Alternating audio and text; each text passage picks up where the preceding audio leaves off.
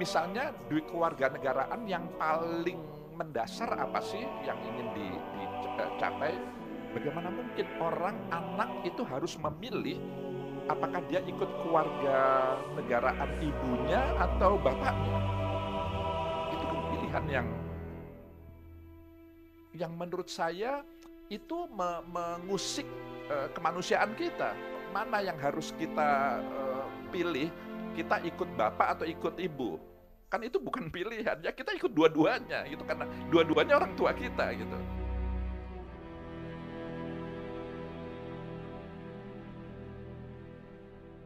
Jadi begini, duit kewarganegaraan ini plus minus itu.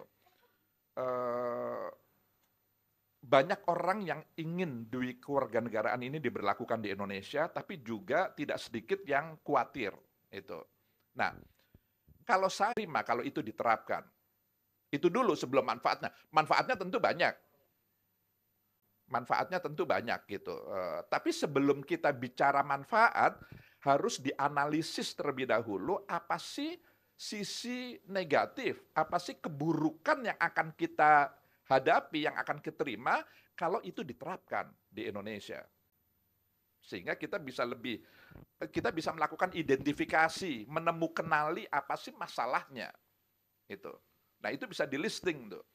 Nah, sependek pengetahuan saya, mereka yang menolak DK ini lebih karena kekhawatiran. Kekhawatiran. Misalnya nasionalisme karena ini sama dengan Indonesia asli. Kenapa Indonesia asli itu muncul di konstitusi kita? Karena dulu itu kan para pendahulu kita sangat khawatir dengan penjajahan. Jangan sampai orang-orang Jepang atau orang-orang Belanda yang menjajah kita itu lalu kemudian menguasai negara kita, menguasai aset kita, properti, macam-macam lah gitu.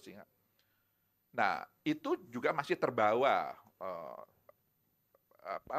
pada mereka-mereka yang menolak ini. Tapi sebenarnya apakah kekhawatiran itu relevan atau tidak? Karena kan yang mengancam seperti itu kan tidak hanya orang asing. Warga negara Indonesia juga justru lebih banyak mengancam yang begitu gitu.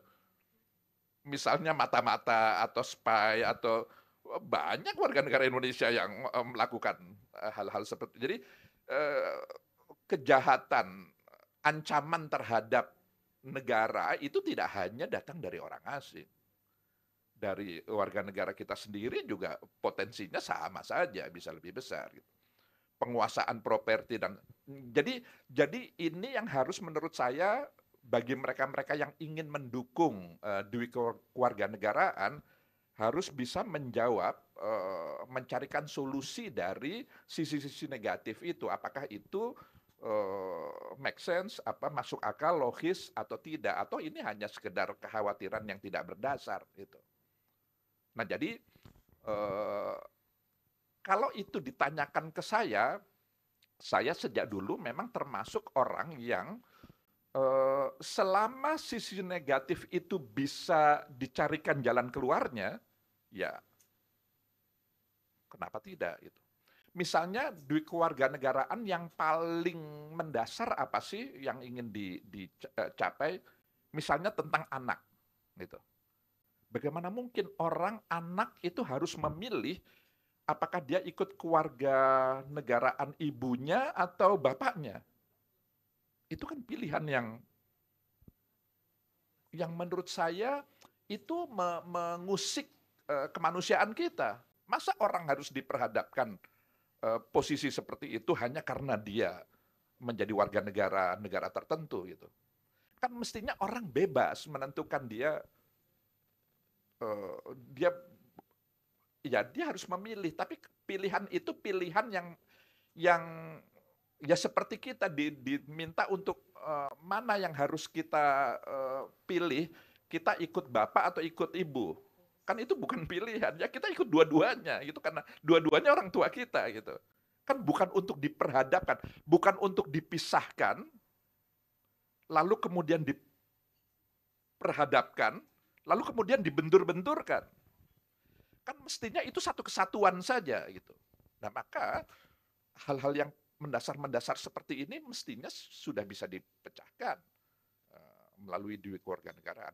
Kalau kita khawatir betul tentang keamanan, gitu ya, eh, ya sudah bikin saja regulasi. Misalnya mereka yang punya duit kewarganegaraan tidak boleh menduduki posisi-posisi strategis, misalnya menjadi Kapolri atau menjadi Panglima atau menjadi Kepala BIN, itu misalnya kan bisa dibuat. Apa sih yang paling membahayakan kalau masih ada kekhawatiran seperti itu, atau kalau misalnya kekhawatiran menguasai properti, menguasai seluruh tanah, batasi saja duit kewarganegaraan maksimal boleh memiliki, itu kan bisa gitu. Artinya bisa dicarikan jalan keluar sehingga tadi itu manfaat yang eh, bisa diraih itu bisa direalisasikan. Jadi harus dicarikan jalan keluar terkait.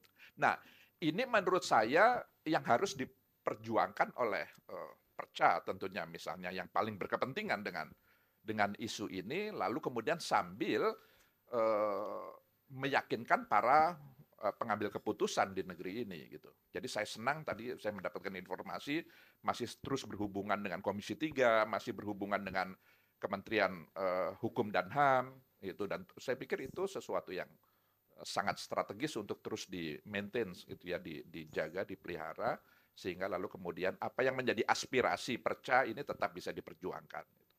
Saya berhenti dulu sampai di sini supaya tidak terlalu menyita waktu.